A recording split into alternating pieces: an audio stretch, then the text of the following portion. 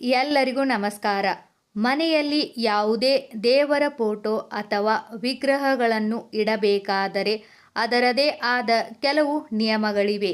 ಅವುಗಳನ್ನು ನಾವು ತಪ್ಪದೇ ಪಾಲಿಸಬೇಕು.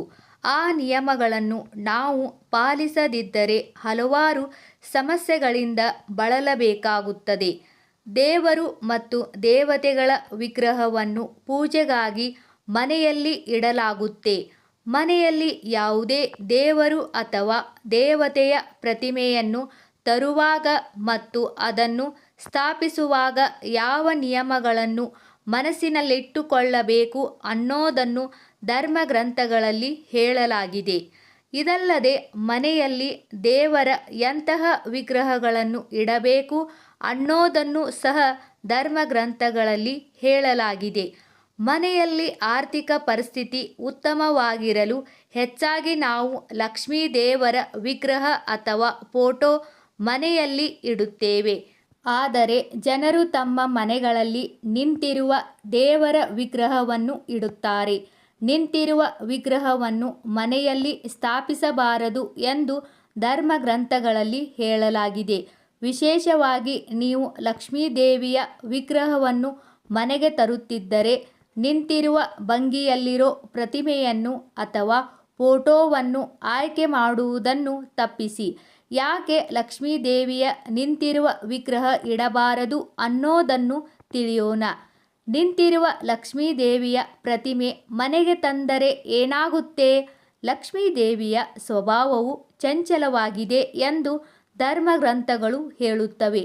ಲಕ್ಷ್ಮೀ ದೇವಿಯು ಯಾವುದೇ ಒಂದು ಸ್ಥಳದಲ್ಲಿ ದೀರ್ಘಕಾಲ ಉಳಿಯುವುದಿಲ್ಲ.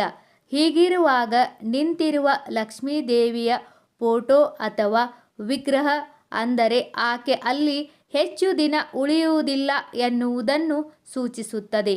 ಲಕ್ಷ್ಮೀ ದೇವಿಯ ಪ್ರತಿಮೆ ನಿಂತಿರುವ ಭಂಗಿಯಲ್ಲಿ ಇದ್ದರೆ ಸಂಪತ್ತು ಮನೆಯಲ್ಲಿ ಎಂದಿಗೂ ಉಳಿಯುವುದಿಲ್ಲ. ಮನೆಗೆ ಎಷ್ಟು ಬೇಗ ಹಣ ಬರುತ್ತದೆಯೋ ಅಷ್ಟು ಬೇಗ ಹೋಗುತ್ತದೆ. ಹಾಗಾಗಿ ಈ ಭಂಗಿಯಲ್ಲಿರುವ ಲಕ್ಷ್ಮೀ ದೇವಿಯ ಪ್ರತಿಮೆಯನ್ನು ಮನೆಗೆ ತರಬಾರದು. ನಿಂತಿರುವ ಭಂಗಿಯಲ್ಲಿರುವ ಲಕ್ಷ್ಮೀ ದೇವಿಯ ಪ್ರತಿಮೆಯನ್ನು ಆಕೆಯ ಚಂಚಲತೆಯನ್ನು ಸೂಚಿಸುತ್ತದೆ. ಅಲ್ಲದೆ ಆಕೆ ಬೇಗ ಮನೆಯಿಂದ ಹೊರಗೆ ಹೋಗುತ್ತಾಳೆ ಎನ್ನುವುದನ್ನು ಇದು ಹೇಳುತ್ತದೆ. ಹಾಗಾಗಿ ತಪ್ಪಿಯೂ ನಿಂತಿರುವ ಭಂಗಿಯಲ್ಲಿರುವ ಲಕ್ಷ್ಮೀ ದೇವಿಯ ವಿಗ್ರಹ ಮನೆಗೆ ತರುವುದು ಬೇಡ. ನಿಂತಿರುವ ಭಂಗಿಯ ಲಕ್ಷ್ಮೀ ದೇವಿಯ ಫೋಟೋ ಇದ್ದರೆ ಸಮಸ್ಯೆಗಳೇ ಹೆಚ್ಚು. ಮನೆಯಲ್ಲಿ ಪದೇ ಪದೇ ಹೆಚ್ಚು ಖರ್ಚು ವೆಚ್ಚ ಆಗುತ್ತದೆ. ಹಣದ ಕೊರತೆಯು ನಿಮ್ಮನ್ನು ಕಾಲಕಾಲಕ್ಕೆ ಕಾಡುತ್ತದೆ. ಹಾಗಾಗಿ ಯಾವಾಗಲೂ ಕುಳಿತಿರುವ ಲಕ್ಷ್ಮೀ ದೇವಿಯ ಪ್ರತಿಮೆಯನ್ನು ತನ್ನಿ. ಕಮಲದ ಮೇಲೆ ಕುಳಿತಿರುವ ಲಕ್ಷ್ಮೀ ದೇವಿಯ ಪ್ರತಿಮೆಯು ತಾಯಿ ಲಕ್ಷ್ಮೀ ಮನೆಯಲ್ಲಿ ಶಾಶ್ವತ ನಿವಾಸವನ್ನು ಹೊಂದಿದ್ದಾಳೆ. ಈ ಪ್ರತಿಮೆಯು ಅವಳ ಕೃಪೆ ನಿಮ್ಮ ಮೇಲೆ ಉಳಿದಿದೆ ಅನ್ನೋದನ್ನು ಸೂಚಿಸುತ್ತದೆ. ಕುಳಿತಿರುವ ಲಕ್ಷ್ಮೀ ದೇವಿಯ ಪ್ರತಿಮೆಯು ಸಂತೋಷ ಮತ್ತು ಸಮೃದ್ಧಿಯ ಸಂಕೇತ.